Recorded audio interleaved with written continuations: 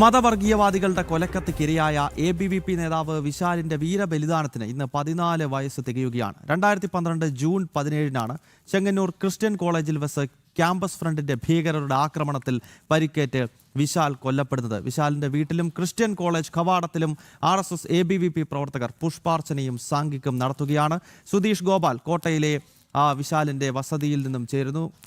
സുധീഷ്, രാവിലെ സാംഘിക്ക് നടന്നിരുന്നു, പുഷ്പാർച്ചന നടന്നിരുന്നു, അതിനുശേഷം വിദ്യാർത്ഥി പരിഷത്തിന്റെ അനുസ്മരണ പരിപാടികൾ നടക്കുകയാണല്ലോ. മറ്റു വിശദാംശങ്ങൾ പറയൂ.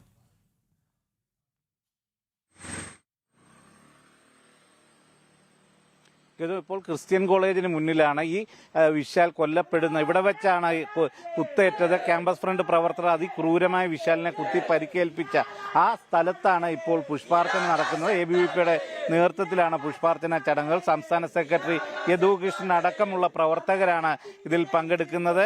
നമുക്കറിയാം, 2012 ജൂൺ 16-നാണ് ഇത്തരമൊരു സംഭവം നടക്കുന്നത്. 17-ന് ഈ വിശാൽ മരണപ്പെടുകയും ചെയ്യുന്നു. അതിന്റെ ഓർമ്മ ദിവസമായി ഇന്ന് 14-ാം വയസ്സ് ഈ കൊലപാതകത്തിന് തികയുമ്പോൾ വലിയ രീതിയിലുള്ള ഒരു ആവേശം, ഒരു സന്ദേശമാണ് വിശാലിന്റെ പ്രവർത്തനങ്ങൾ ഇപ്പോഴത്തെ ABVP പ്രവർത്തകർക്കും നൽകിയിട്ടുള്ളത്. ഇപ്പോൾ ABVPയുടെ സംസ്ഥാന സെക്രട്ടറി യദു കൃഷ്ണൻ നമ്മുടെ കൂടെ ചേരുന്നുണ്ട്. യദു, എത്രത്തോളം നമുക്കൊരു ആത്മവിശ്വാസവും അതോടൊപ്പം തന്നെ പ്രവർത്തനത്തിന് മുന്നോട്ട് നയിക്കാനുള്ള ഒരു സന്ദേശവുമാണ് ഈ വിശാലിന്റെ ജീവിതം നൽകുന്നത്? തീർച്ചയായിട്ടും ഈ ജൂലൈ 17 എന്ന് പറയുന്നത് കേരളത്തിലെ ABVP പ്രവർത്തകരുടെ എല്ലാവരുടെയും മനസ്സിൽ ഒരു നരിപ്പാട് പോലെ നീറുന്ന ദിനമാണ്.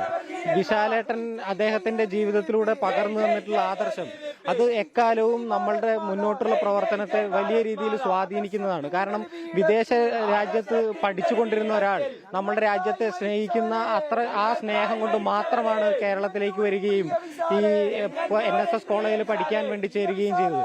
ആ പഠിച്ചുകൊണ്ടിരിക്കുന്ന ഈ രാജ്യത്തോടുള്ള സ്നേഹം അത്രമാത്രം ഉള്ളതുകൊണ്ട് അത് ABVPയുടെ പ്രവർത്തനത്തിലേക്ക് അദ്ദേഹം വരികയും അങ്ങനെ ആ ABVPയുടെ പ്രവർത്തനം നടത്തുന്ന സമയത്താണ് രാഷ്ട്രദ്രോഹികളായിട്ടുള്ള പോപ്പുലർ ഫ്രണ്ട് തീവ്രവാദികൾക്ക് അദ്ദേഹത്തോട് ശത്രുതയുണ്ടാവുന്നതും ഈ ക്രിസ്ത്യൻ കോളേജിന്റെ മുന്നിൽ നവാഗതരെ സ്വാഗതം ചെയ്യുന്ന പരിപാടിക്കിടയിൽ അദ്ദേഹത്തെ അതിക്രൂരമായിട്ട് കുത്തി പരിക്കേൽപ്പിച്ച് കൊലപ്പെടുത്തുന്നത്. അപ്പോൾ അദ്ദേഹം സ്വീകരിച്ച ഈ രാഷ്ട്രത്തോടുള്ള സ്നേഹവും അതുപോലെ തന്നെ അദ്ദേഹം പ്രവർത്തകർക്ക് നൽകിയിട്ടുള്ള പ്രചോദനവും വളരെയധികം വലുതാണ്. ആ പ്രചോദനം കേരളത്തിലെ ABVPക്ക് ഒരു വലിയ കരുത്ത് തന്നെയാണ് മുന്നോട്ടുള്ള പ്രവർത്തനങ്ങൾക്ക് വേണ്ടിയിട്ട്. ഇപ്പം സാവരി എന്നൊരു മെഡിക്കൽ വിദ്യാർത്ഥിനിയൊക്കെ കൊല്ലപ്പെട്ട, അതും മതപരിവർത്തന ശ്രമത്തിനിടെ കൊല്ലപ്പെട്ട ഒരു സാഹചര്യത്തിലൂടെയാണ് നമ്മുടെ കാലഘട്ടം കടന്നു പോകുന്നത്. അപ്പോൾ ഇന്ന് ഇത്തരം വിശാൽ നടത്തിയ പോരാട്ടങ്ങൾക്കുള്ള പ്രസക്തി എത്രത്തോളം?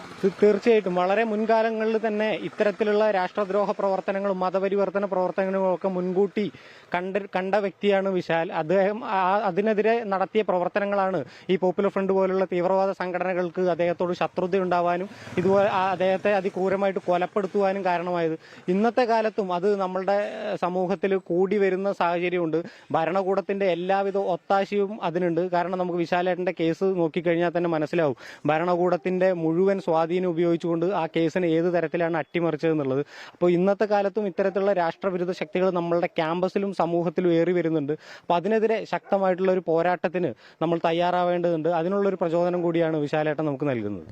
അതുതന്നെയാണ് ഗൗതം, ഈ ഒരു ഭാരതീയ സംസ്കാരത്തിലും ദേശീയതയിലും ഊന്നിയുള്ള പ്രവർത്തനങ്ങൾക്ക് ശക്തി പകരുന്നതാണ് വിശാലിന്റെ പ്രവർത്തനങ്ങളും വിശാലിന്റെ ഓരോ കർമ്മങ്ങളും എന്നതാണ് ഓരോ ABVP പ്രവർത്തകരും മനസ്സിൽ ഉൾക്കൊണ്ട് പറയുന്നത്. അതുതന്നെയാണ് ഇന്നത്തെ ഈ പോരാട്ടങ്ങൾക്ക് ഏറ്റവും പ്രധാനമായും അവർക്ക് ആത്മവിശ്വാസവും പ്രചോദനവും നൽകുന്നത് എന്നതാണ് ഇപ്പോഴത്തെ ABVP പ്രവർത്തകർ നമ്മളോട് പങ്കുവെക്കുന്നത്. ഇപ്പോൾ ഇവിടെ പുഷ്പാർച്ചന പൂർത്തിയായിരിക്കുന്നു. ഗൗതം.